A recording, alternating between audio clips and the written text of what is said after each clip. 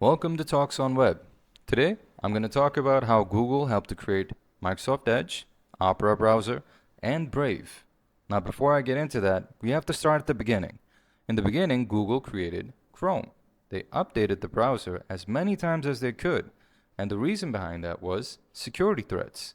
Each time, hackers all around the world would get together, find new ways to steal information. And the kind of information that I'm talking about is your credit card. So you would open up Chrome and try to buy something online, whether it be Amazon or some other e-commerce site, and you would put in your credit card information. Now, since this is an application, Google Chrome, the browser is an application, the hackers would find ways to steal information, and Google will find ways to prevent that from happening. Now, one thing Google realized early on was they couldn't fight all the threats, because as big as Google is, it still isn't as big as the hacker community that's in the world. And their sole job, the hackers, is to steal information. Google has many things that it's doing, different products, services. Given that, Google came up with a very intelligent plan. They took some of the code from Google Chrome. Now, Google Chrome is a private application. So they took some of their code and made it open source. When they made it open source, they put it on GitHub. I'll include a link to that in the description. And they called it Chromium. So if you look at the colors here, it's the same exact icon, but the colors are different. This is Chromium, the open source code that Google started to share with the community. Now, why would they do that? If you go here on GitHub, you'll see here's Chromium, and here's the open source code of Chrome that they decided to share with you guys. Now, if you look on the right-hand side of it, you'll see the contributors. There's over 3,000 people from all over the world that are helping to improve Chrome. Well, Chromium to be exact. Since they have access to Chromium's code, they tell Google about security threats that are just new to the market, and they also provide the solutions. Now, what's the benefit for these guys that are all over the world finding their own private time to fix this? Well, the answer is every time they make a suggestion and Google accepts it, now they can show that to potential employers or clients and say, look, we're helping Google improve their code. Something we did helped to improve the browser that most likely you're using right now. Believe it or not, that does help a lot in landing a client or even talking to an employer to get that job you really desire. Now, coming back to the main topic, that's why Google created Chromium. Now, once Chromium was created, it did come with some side effects. The main benefit of Chromium was it helped to improve Google Chrome. The downside here is every security patch that they uploaded was now viewable by the hackers also. Because hackers, everybody has access to GitHub. So the hackers would open up this code and say, okay, these are the changes they made to stop me. Well, here's what I could do to go around that. The other downside was Microsoft decided to copy Chromium.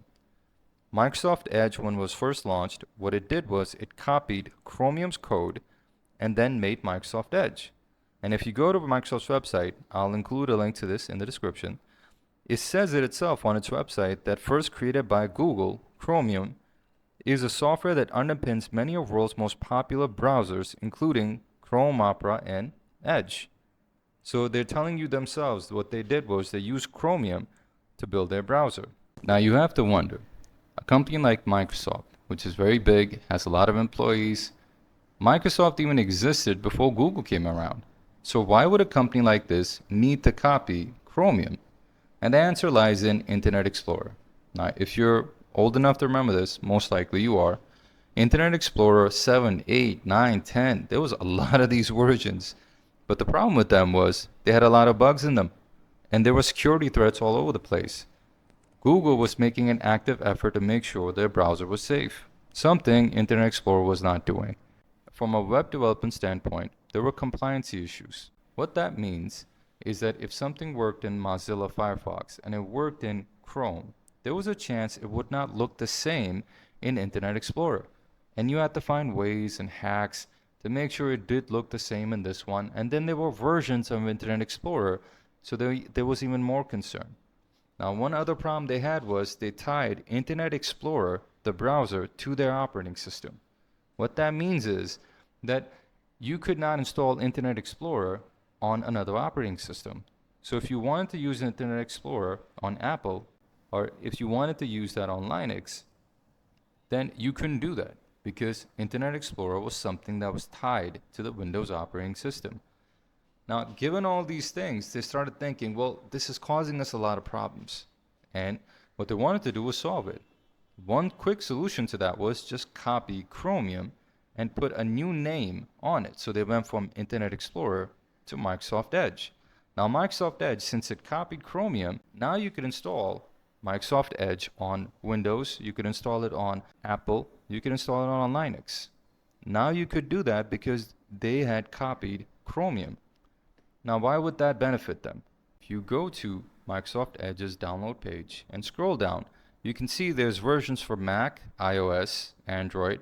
So there's different platforms that could use Microsoft Edge. So let's talk about another company, Apple. Apple also has a browser called Safari.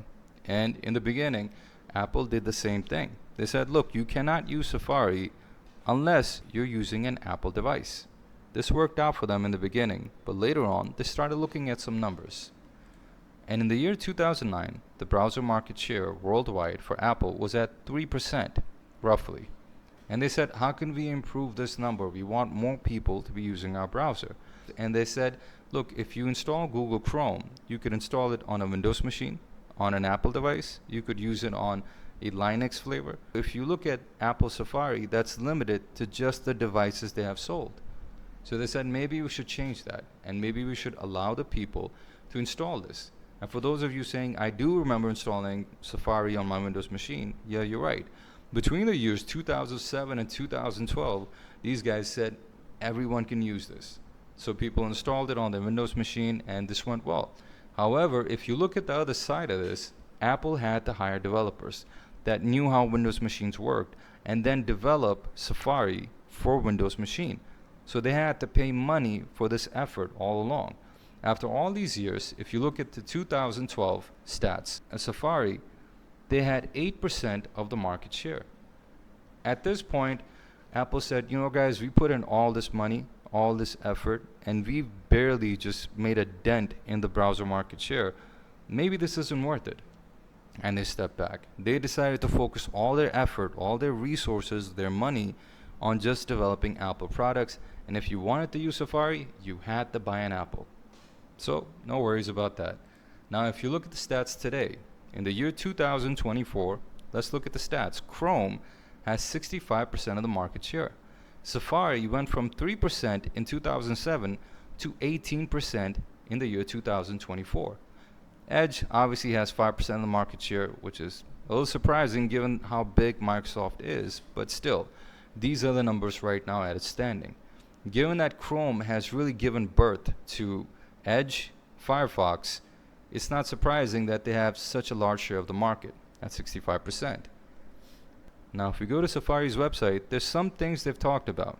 One of them is that they keep your privacy, well, private, much more private than Google. They go into much more detail about it. You can read about it on their website if you want to. Also, they talk about how much faster they are than Windows. And they talk about how much faster they are than Chrome. Lastly, there's something I want to talk about, and that is that Google Chrome used to update themselves every 35 to 45 days. Then they moved it to every 15 days. Now they update themselves every week. And they do this because whenever they find a security threat, they upload a patch to fix it. Now, this could be their own employees at Google, or it could be the online community, the open source community Chromium that we had spoken about earlier. This is one of the reasons why Chrome is one of the most leading used web browsers in the market. And as far as the user experience goes, while these updates are occurring, you might have noticed it yourself that you don't know what's happening in the background. It downloads the update, and then when you restart your system, those updates are applied. Since we have spoken about security so much, here are some terms you should be familiar with. In the beginning, when an application is developed or a feature is developed, there might be a flaw left inside of it. That flaw could be exploited. Now, when a hacker finds out about this flaw, he starts to exploit it and starts to steal data or cause any harm that they could. At that point, this has turned into a zero-day hack. Zero-day hack is the hacker is exploiting it. We don't know when they've been exploiting it, how long have they been exploiting it, how many people have been affected by it, but we do know that it exists. Then the next step is the development community finds out about it, and they start to develop a patch which could fix it. And now it has turned from a 0-day hack. At this phase, it turns into an N-day patch. The N-day patch is then downloaded to your computer so you're much more secure. Join me next time. Don't forget to like and subscribe.